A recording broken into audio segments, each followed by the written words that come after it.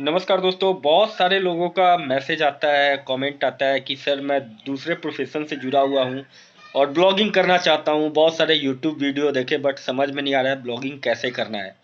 तो दोस्तों आज का वीडियो मैं आपको पूरी एक्सप्लेनेशन के साथ में बताने वाला हूँ कि ब्लॉगिंग कैसे स्टार्ट करें। अगर आपको ब्लॉगिंग के बारे में ABCD भी पता नहीं है तो आपको ब्लॉगिंग कैसे करना है तो आपको ये वीडियो ज़रूर देखना चाहिए, क्योंकि इस वीडियो में मैं आपको ब्लॉगिंग को 3 हिस्सों में तोड़ के बताने वाला हूँ। और इसलिए हो सकता है कि इस वीडियो को 3 पार्ट में बनाना पड़े। तो वीडियो को पूरा देखिएगा और कोशिश कीजिएगा सब्सक्राइब कर ले, क्योंकि ब्लॉगिंग के रिलेटेड अच्छी इन्फॉर्मेशन लेकर के मैं हमेशा आता हूँ। और यूट्यूब वीडियो अभी अभी मैंने बनाना स्टार्ट ही किया है। आप लोगों के हेल्प का मुझे बहुत ज़्यादा ज़रूरत है। चलिए स्टार्ट करते हैं। दोस्तों ब्लॉगिंग का 3 पार्ट होता है। पहला पार्ट होता है प्री ब्लॉग, दूसरा पार्ट होता है इन ब्लॉग और तीसरा पार्ट होता है पोस्ट ब्लॉग। तीनों पार्ट को समझना बहुत जरूरी है। आप ब्लॉगिंग करने के लिए जाते हो, आपको ऑनलाइन आने का बहुत जल्दी होता है। आप सोचते हो कि कुछ भी लिखे ऑनलाइन आ गए, हो गया ब्लॉगिंग, अब पैसे आना चालू हो जाएंगे। ऐसा कुछ नहीं है। इससे पहले बहुत सारा चीज होता है। आफ्टर ऑल ये एक टेक्निकल चीज है, लेकिन ये एक ऐसा टेक्निकल चीज है जिसको हर कोई कर सकता है। इसके लिए टेक्निकल स्किल की जरूरत नहीं है, लेकिन आपको एनालिटिक स्किल की जरूरत है। आपको डिसीजन मेकर होना चाहिए, आपको डिसीजन लेने का शक्ति होना चाहिए। आपके पास ऑप्शन बहुत सारे होंगे, आपको सही ऑप्शन सेलेक्ट करने का अगर कैपेबिलिटी है तो आप ब्लॉगिंग कर सकते हैं। तो चलिए दोस्तों, आज मैं आपको प्री ब्लॉगिंग के बारे में बताऊंगा कि प्री ब्लॉगिंग एक्टिविटी क्या क्या है, कैसे कैसे उसको करना चाहिए। और अगर आप इसको कंप्लीट करते हैं, स्टेप बाय स्टेप अगर आप करते हैं, तो डेफिनेटली आपको सक्सेस मिलेगा। चलिए दोस्तों, प्री ब्लॉगिंग में सबसे पहले जब आप ब्लॉग बनाने जाते हो, सबसे बड़ा कन्फ्यूजन आपके दिमाग में ये आता है कि मैं अपने कंटेंट को हिंदी में लिखूं या इंग्लिश में लिखूं। तो दोस्तों इसके लिए सिंपल सा जवाब है कि आप जिस लैंग्वेज में कंफर्टेबल है, ये नहीं कि आपको ट्रांसलेटर का यूज करना पड़े, आप उसी लैंग्वेज में ब्लॉग लिखें। क्योंकि ब्लॉग लिखने से ज़्यादा आपने क्या लिखा है उसको समझना ज़्यादा इंपॉर्टेंट होगा। जब तक आप उसको नहीं समझेंगे, आप उसको पब्लिश कर दोगे, आप सर्च इंजन ऑप्टिमाइजेशन नहीं कर पाओगे। इसलिए ट्रांसलेटर के भरोसे ब्लॉगिंग मत कीजिए। अगर आप तेलुगु जानते हैं, बंगाली जानते हैं, आप उसी लैंग्वेज में ब्लॉगिंग कीजिए। अगर आप असामी जानते हैं तो असामी लैंग्वेज में ब्लॉगिंग कीजिए। उर्दू जानते हैं, आप उर्दू में ब्लॉगिंग कीजिए। लेकिन कभी भी आप ऐसा मत सोचिए कि आपको इंग्लिश नहीं आता है तो सिर्फ आपको इंग्लिश में ही ब्लॉग रैंक करेगा। ऐसा कुछ नहीं है। स्टार्टिंग में ब्लॉगर जो है इंग्लिश को प्रेफरेंस देता था, क्योंकि उसके पास कंटेंट नहीं था। लेकिन आने वाला टाइम में उसका ब्लॉगर पे जो भी आप इंग्लिश में कंटेंट ढूंढोगे, तो सभी जितने भी टॉपिक है उस पे इंग्लिश में ब्लॉग मौजूद है, बहुत सारे ब्लॉग मौजूद है। इसीलिए ब्लॉगर और गूगल अब हमेशा वैसे ब्लॉगर को प्रेफरेंस देता है जिनका लैंग्वेज नया हो। अगर सपोज क्रिकेट के बारे में कोई इन्फॉर्मेशन अगर आप दे रहे हो, इंग्लिश में दे रहे हो, तो हो सकता है आपको कंपटीशन बहुत ज़्यादा मिले। लेकिन वही आप अगर बंगाली में दे रहे हो तो आपको कंपटीशन कम मिलेगा और आपको ब्लॉग को गूगल बहुत जल्दी रैंक करेगा। तो आपके पहला क्वेश्चन का जवाब यही है कि जिस लैंग्वेज में आप कंफर्टेबल हो उस लैंग्वेज में ब्लॉग स्टार्ट करो। और ये आप डिसीजन पहले ही करके रख लो। ये नहीं कि आप आधा ब्लॉग लिखने के बाद सोचोगे कि अब मैं इसमें मिक्स कर देता हूँ, तो ऐसा नहीं होगा। आप हिंदी इंग्लिश मिक्स कर सकते हो, बंगाली में इंग्लिश मिक्स कर सकते हो, लेकिन आप ऐसे नहीं कर सकते हो कि आप आधा ब्लॉग इंग्लिश और हिंदी में लिखे हो, आधा आप सिर्फ इंग्लिश में लिख दिए, फिर आधा में सिर्फ हिंदी यूज कर लिए। ऐसा आप नहीं करोगे। पहले ही आप डिसीजन करके उसको नोट डाउन करके रख लोगे कि आपको ये करना है, आप उसको फॉलो करोगे स्ट्रिक्टली। दूसरा, प्लेटफॉर्म कौन सा यूज करें, वर्डप्रेस या ब्लॉगर। दोस्तों अगर आप ब्लॉगिंग करने आए हैं तो आपको सबसे पहले ये समझना होगा कि आपका मकसद क्या है ब्लॉगिंग का। अगर आपको पॉपुलर होना है तो आप वर्डप्रेस चूज कीजिए। वर्डप्रेस के थ्रू आप पॉपुलर हो जाइएगा, एफिलिएट से आपकी अर्निंग भी अच्छी खासी होगी। लेकिन एडसेंस के लिए आपको वेट करना पड़ेगा।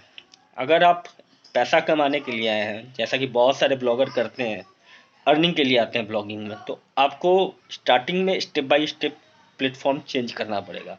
स्टार्टिंग में ब्लॉगर पे आइए, अकाउंट बनाइए और ब्लॉगर पे एक डोमेन नेम, अपना कस्टम डोमेन नेम परचेज कर लीजिए। होस्टिंग फ्री में मिल जाएगी आपको। तो पहला फ़ायदा तो ये हो जाएगा, आपको कम इन्वेस्ट करना पड़ेगा। दूसरा फ़ायदा ये हो जाएगा, आपका ब्लॉग में गूगल एडसेंस अप्रूवल बहुत जल्दी मिलेगा।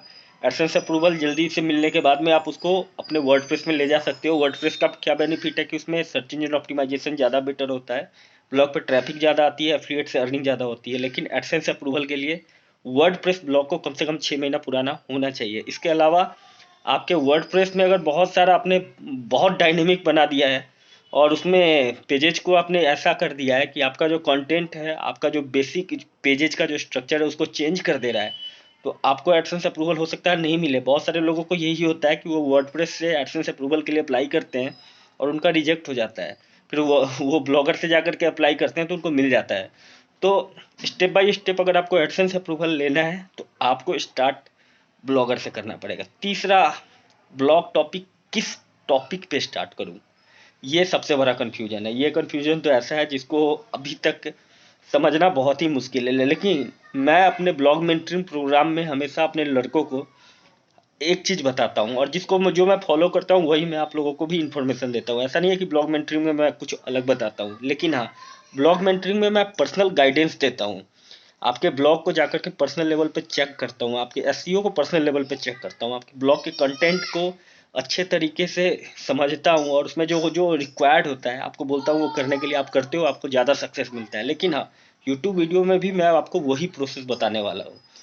सबसे पहले अपने लाइफ से जुड़े हुए जितने भी टॉपिक हैं, सपोज आपने बचपन में क्रिकेट खेला, आप लिख लीजिए क्रिकेट। आपने बचपन में कहीं किसी दुकान में काम किया, आपने बचपन में खेती किया, आपने बचपन में छोटा मोटा झगड़ा किया, आपने बचपन में कोई बिजनेस ऐसा किया है, आप उन सबको नोट डाउन करके रख लो। सभी चीज़ जो एक्टिविटी में आपने भाग लिया, आपने पॉलिटिक्स में थे, आपने इंश्योरेंस का काम किया, पुलिस का तैयारी किया, आपने बैंक का तैयारी किया, आपने जॉब लिया, इवन आप अगर आप स्टूडेंट हो, आपने 9th से लेकर के 10th तक आपने क्या क्या पढ़ाई किया, किस किस सब्जेक्ट पे आपका कमान था, किस सब्जेक्ट के बारे में ज़्यादा आपको लाइक करते हो, जिस सब्जेक्ट को ज़्यादा लाइक करते हो, जैसे क्या हिडन पर्सनालिटी डेवलपमेंट का क्लास लेने का ताकत है आप में, आपको लगता है आपका पर्सनालिटी बहुत अच्छा है, आप शेयर कीजिए कि आपने ऐसा करने के लिए क्या क्या चीज़ किया है।